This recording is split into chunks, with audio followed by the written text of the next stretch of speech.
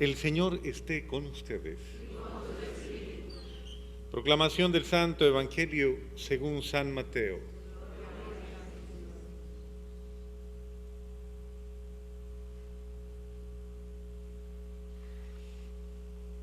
En aquel tiempo Jesús exclamó: Te doy gracias, Padre, Señor del cielo y de la tierra, porque has escondido estas cosas a los sabios y entendidos y las has revelado a la gente sencilla.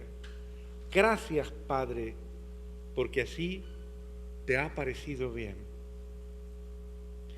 El Padre ha puesto todas las cosas en mis manos.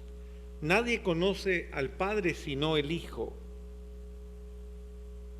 y nadie conoce al Hijo sino el Padre.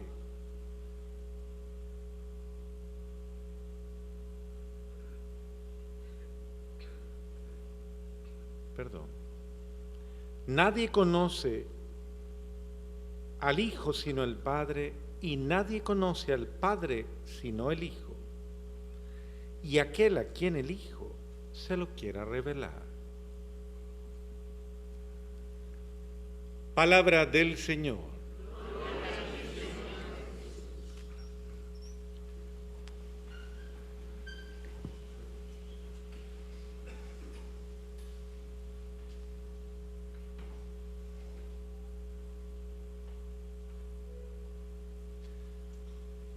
Esta lectura del día de hoy es muy bella, muy hermosa, porque recoge básicamente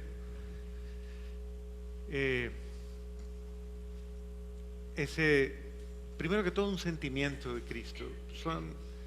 Lo bello de meditar nuestra fe, lo bello de contemplar la palabra de Dios y contemplar todos estos momentos en los cuales Dios nos habla, es que también podemos acercarnos a los sentimientos de Cristo, al corazón de Cristo. Si nuestra vocación está dada precisamente en la imitación de la forma de ser y de la forma de hacer de Cristo, es decir, si estamos llamados a mirar a Cristo y a redescubrirlo en nuestra vida como el que nos enseña a ser mejores, a ser diferentes,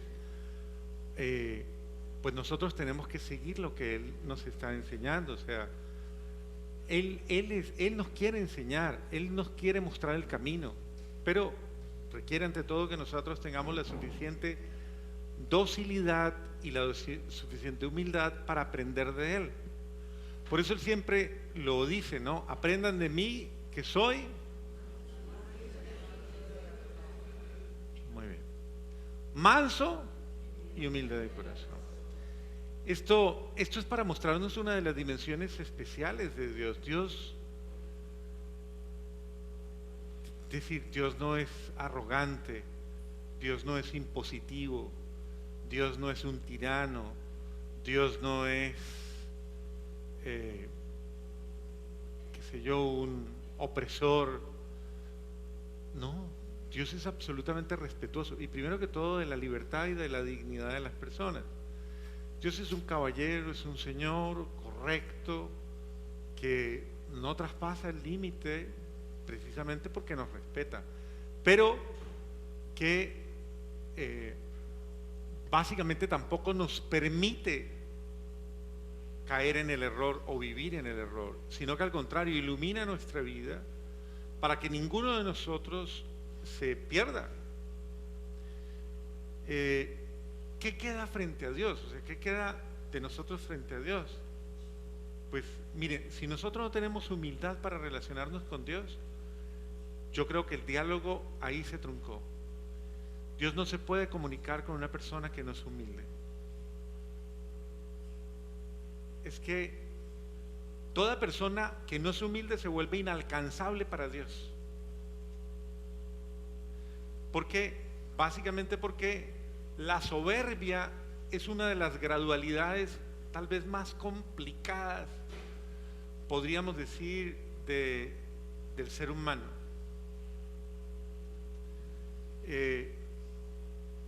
Y podría decir que dentro de las zonas oscuras del ser humano, dentro de esas realidades oscuras del ser humano, esos sentimientos que llevan a la soberbia, esa rebeldía del corazón, esa rabia, esas cosas que están en lo más profundo del corazón y que de pronto incluso te llevan a actuar de una manera violenta, agresiva contra Dios, de una manera, yo podría decir hasta infantil, caprichosa, porque eso pasa. Generalmente, cuando una persona asume una actitud de esta naturaleza, una actitud de rabia, de ira, de soberbia, de esto, es una actitud infantil. ¿Qué es la inmadurez? ¿Cómo podríamos traducir la inmadurez? A ver, ¿qué es una persona inmadura? ¿Perdón?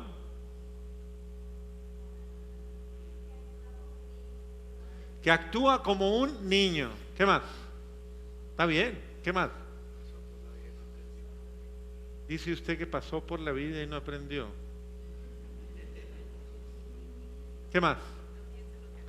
No piensa lo que hace. Una persona inmadura. ¿Qué más? ¿Ah? ¿A quién le llama usted inmaduro? ¿A quién? A las personas que son caprichosas, ignorantes. Uy, eso fue fuerte. Ah, irresponsables, incoherente, egoísta, no ha crecido. Ah, no es seria en sus compromisos. Pregúntele al de al lado, ¿usted es inmaduro? Pregúntele.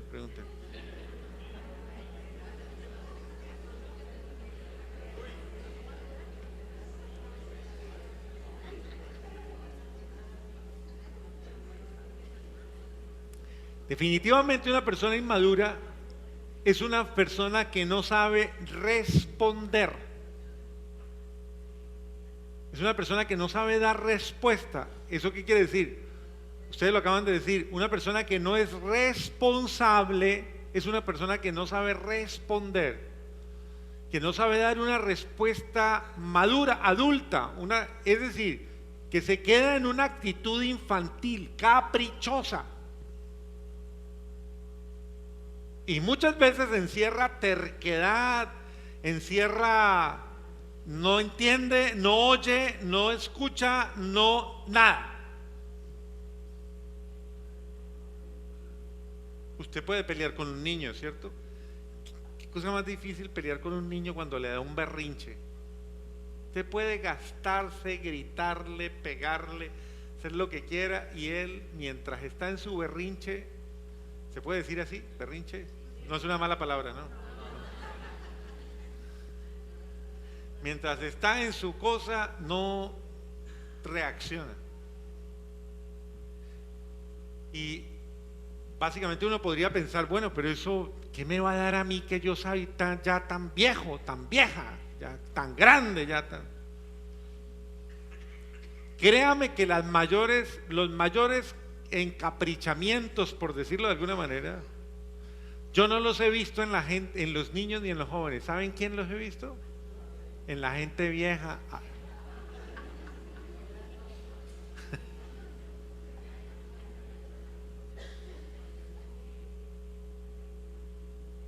De verdad, unos caprichos. Y siendo gente adulta es mucho más complicado porque a ver, yo no le estoy hablando a un niño, yo le estoy hablando a una persona adulta. Y entonces, ¿qué hacemos? O sea, esto es incómodo porque hay gente que se molesta mucho con que se le diga lo que es, pero hay momentos en que a la persona hay que decirle las cosas, porque si no, entonces, no, a mí no me gusta a mí me gusta es que me doren la píldora, padre, bueno, si a usted le gusta eso, es su opción, pero si a usted le gusta eso, discúlpeme, con todo respeto, yo se lo digo, o sea, yo no le voy a dorar la píldora. O sea, al menos conmigo no le va a pasar eso. Cuando yo le tengo que decir a una persona, con todo el respeto del mundo, pero cuando le tengo que decir a una persona que es absolutamente inmadura, se lo tengo que decir. ¿Por qué? Porque eso es parte de de su reacción. Usted tiene que aprender a reaccionar. Usted tiene que aprender a darse cuenta que usted no puede actuar infantilmente ni inconsistentemente. No puede actuar como una persona desfasada de su realidad, de su edad, de su criterio. ¿Cómo es posible que una persona que supuestamente ya tiene que estar en un cierto grado y actúe de una manera absolutamente incoherente? O sea, no es. Actúe acorde a su edad, acuda de acorde a su... Entonces, claro, ¿a qué se va la gente cuando uno ya le tiene que decir las cosas? Porque se las tiene que decir, ¿o no?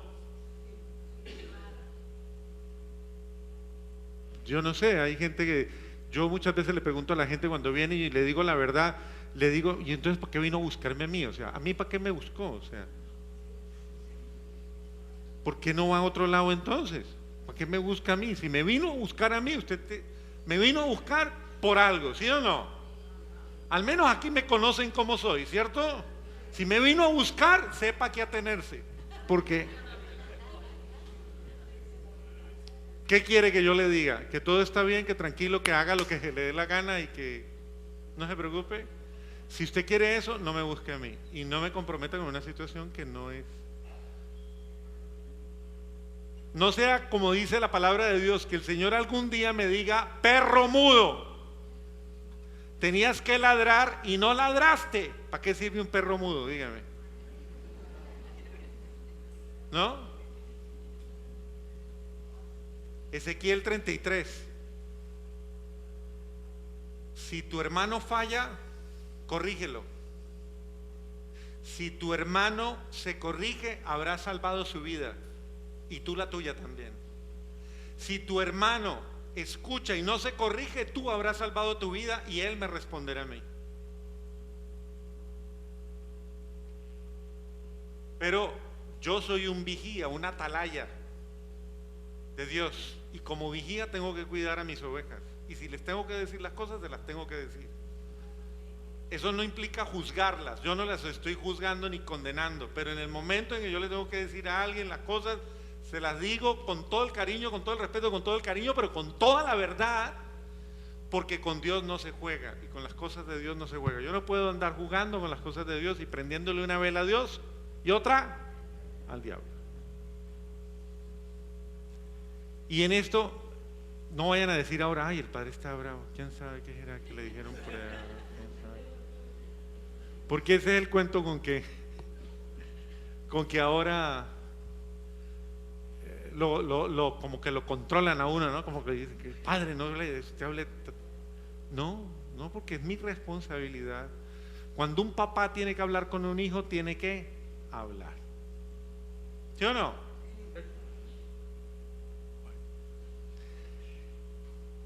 En esa perspectiva, todos y cada uno de nosotros estamos llamados a la sensatez, no a ser insensatos. La sensatez es la capacidad humilde de reconocer, de aceptar, de escuchar, porque yo les hago una pregunta. Usted podría decir, ay, el padre está diciendo puras cosas de él, y qué tal que no sea yo el que le esté hablando, y qué tal que sea Dios el que le está hablando, y usted no quiere escuchar. Entonces, ¿cómo es importante que usted escuche? ¿Por qué les digo que es importante la lectura de hoy? Porque el Señor lo está diciendo de una manera concreta. Te alabo, Padre, te bendigo, Padre, Dios del cielo y de la tierra. Te alabo y te bendigo. Miren la alegría de Jesús. Comencé diciéndoles esto. Qué importante captar qué alegra a Dios. ¿Qué alegra a Dios? ¿Qué hace feliz a Dios? Jesucristo está diciendo, estoy feliz. Eso es lo que está diciendo. Te alabo, Padre, es una alabanza, es una bendición. Te bendigo, Padre. ¿Por qué? Porque le revelaste estas cosas a los humildes, a los pequeños, a los sencillos, a la gente sencilla. En contraposición con esto, ¿qué entristecería a Jesús? ¿Qué le causa tristeza a Dios? Los que no son sencillos, los que no son pequeños, sino arrogantes, los que no son humildes, los que no. Y todos podemos caer en eso, ¿no? Cuando a una persona le pica, ¿cómo le podríamos llamar a eso? El alacrán o la serpiente de la soberbia le pica. Cuando una persona, y eso es durísimo, o sea, una persona que se llena de sentimientos negativos y que se llena, el diablo mismo se convierte en su cohabitante, en su conviviente, se viene a poner la morada en usted. Cuando una persona se deja llenar de sentimientos malos, eso es lo peor que le puede existir a usted, porque la soberbia casi que podríamos decir que es la condición previa para el reinado de Satanás en el corazón, en la mente y en el espíritu de una persona. Por soberbia se cometió el primer pecado, ¿no? La soberbia de nuestros primeros padres, Adán y Eva. Y la soberbia que viene de ahí enseguida. Caín mató a Abel, ¿por qué? Por la misma soberbia, por la misma arrogancia, por la misma actitud mala. Aceptó y se permitió y se dejó llenar de sentimientos malos contra su hermano. Y por eso le molestó el bueno, le molestó que el otro fuera bueno, le molestó que el otro fuera humilde, que el otro fuera sano, que el otro fuera inocente, que el otro hiciera el bien. Le molestó. Si a usted le llega a molestar que alguien esté buscando el bien, tenga mucho cuidado, porque puede ser que usted ahí esté infectado por la soberbia. Entonces, nosotros tenemos que tener muchísimo cuidado con esos sentimientos negativos que van fluyendo en nosotros y que muchas veces van orquestados precisamente eso, de la acción del mal. ¿Quién ayuda a que la soberbia se convierta en una cosa casi que irremovible en muchos corazones? Dígame, ¿qué ayuda? ¿Ah? El desamor. ¿Qué más? El orgullo. ¿Qué más? La envidia. ¿Qué más? La soberbia, sí. Pero ¿qué ayuda a que la soberbia se enraíce en el ser de una persona? ¿Qué hace? ¿Qué ayuda? ¿Ah? ¿Qué ayuda a que el orgullo se enraíce en el corazón de una persona? ¿Qué ayuda a que la ambición se enraíce en el corazón de una persona? El ego, el yo. Usted lo dijo pero pasito, lo acabé de escuchar. El yo, ese que se vuelve un tirano, manipulador, que tiene todas las razones y todos los criterios para aparentemente darme la razón y darme a entender que yo tengo la razón, incluso en contra de Dios, incluso en contra de Dios.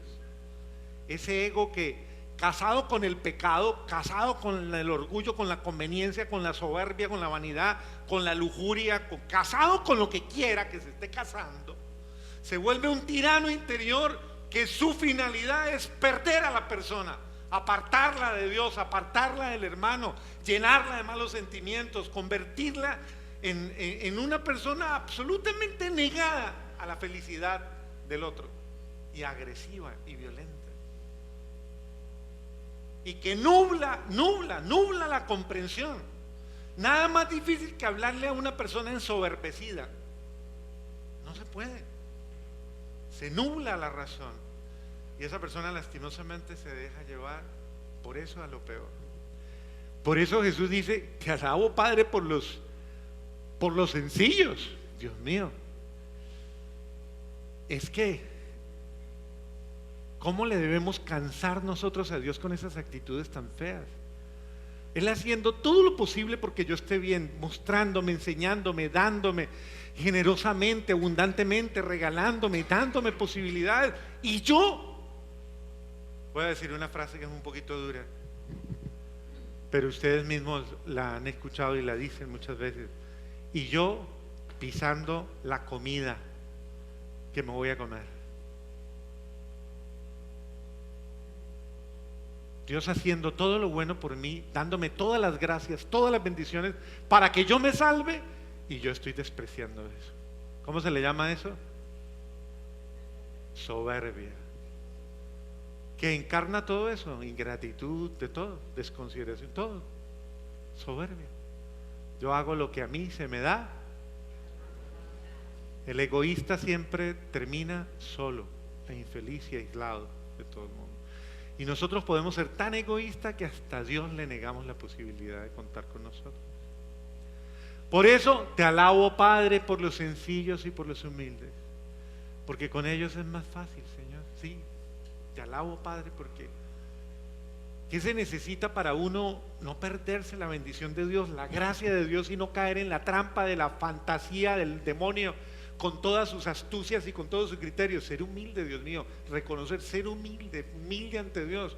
Si en algún momento yo me estoy quedando en mi yo, una de las formas es que yo tengo que doblegar mi yo ante la potestad de nuestro Señor Jesucristo, ponerlo a los pies de nuestro Señor Jesucristo, y no rendirle culto a mi ego desordenado y enfermo que me va a llevar a perder a Dios. Tengo que reaccionar y tengo que aprender a ser humilde para que Dios se glorifique en mí. Te alabo, Padre, te bendigo, Padre, por los humildes, te bendigo por los sencillos. Una persona humilde hace tanto bien, le hace bien al otro. El humilde siempre está pendiente del bien del otro. Al humilde le preocupa la felicidad del otro. Al humilde le preocupa la salvación del otro. Al humilde le preocupa todo lo bueno del otro. Al que no es humilde se le da lo de menos y no le importa nada. Si el otro se condena, se salva, lo que le pase no me importa, porque es egoísta en el fondo. Entonces, qué bueno que reaccionemos y que no permitamos que el mal de Satanás infecte nuestro corazón, lo dañe, lo contamine, lo enferme, y con vanas razones nos lleve a despreciar la bondad del Padre. Que no le seamos difíciles a Dios, que no le costemos a Dios. Yo no sé cuántas lágrimas le vamos a tener que costar a Dios. O sea, ¿cuántas lágrimas le vas a costar tú a tu Señor? ¿Le vas a hacer más difícil a Dios el trabajo que Él quiere tener contigo? ¿Le vas a hacer más difícil a Dios?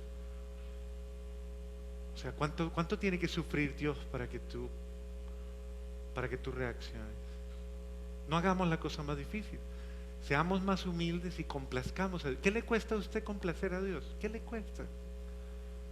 ¿Qué le cuesta ser más dócil, más humilde y complacerlo, y hacer, más bien alegrarlo, más bien calmarlo, más bien bendecirlo con sus acciones? No le cuesta nada, es tan fácil. Pero depende de que usted entierre su yo, mate su yo. Recuerde, el que quiere ser mi discípulo, niéguese a sí mismo, tome su cruz y sígame.